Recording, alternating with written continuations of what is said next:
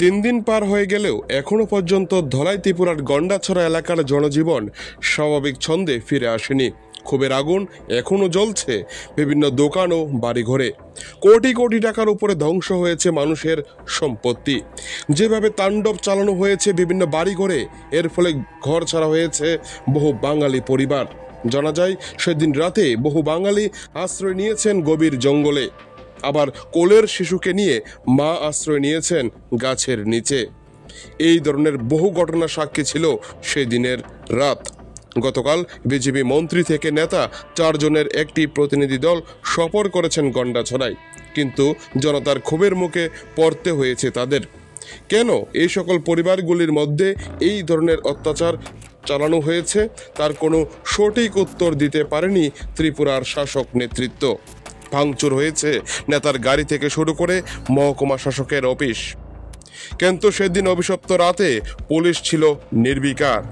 একেবারে অমাবস্যার অন্ধকারের মতো পুলিশ প্রশাসন এই আগুনের ধ্বংসলীলা নিজের চোখের সামনে দেখতে পেয়েছে।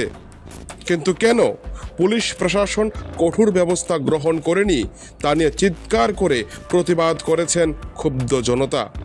সূত্রের দাবি, মঙ্গলবার সকালে পুলিশ অবশেষে শ্রাবণের ঘুম থেকে ভেঙে সজাগ হয়ে কঠোর ব্যবস্থা নেওয়ার জন্য ময়দানে নামে। অবশেষে ত্রিপুরার এই ধরনের চিত্র যাতে আর কখনো দেখতে না হয় সেজন্য প্রশাসন অবতীর্ণ হয় ময়দান জুড়ে। কবে নাগাদ স্বাভাবিক পরিস্থিতি ফিরে আসবে গন্ডাছড়ায় তা বলতে পারছে না প্রশাসন জানিয়েছে তারা সজাগ রয়েছে, কিন্তু সূত্রের দাবি এখনো সজাগের আড়ালে ঘুরছে সমাজদ্রোহীরা। স্বাভাবিকভাবেই প্রশ্ন উঠতে শুরু করেছে, নিষ্কর্মা প্রশাসন কেন সেদিন কঠোর ব্যবস্থা নেয়নি ওই অভিশপ্ত রাতে?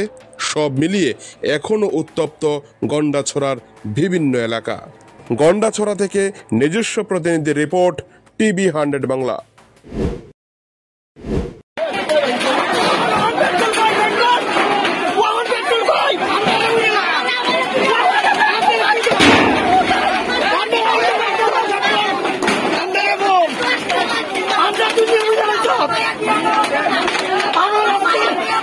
বাচ্চা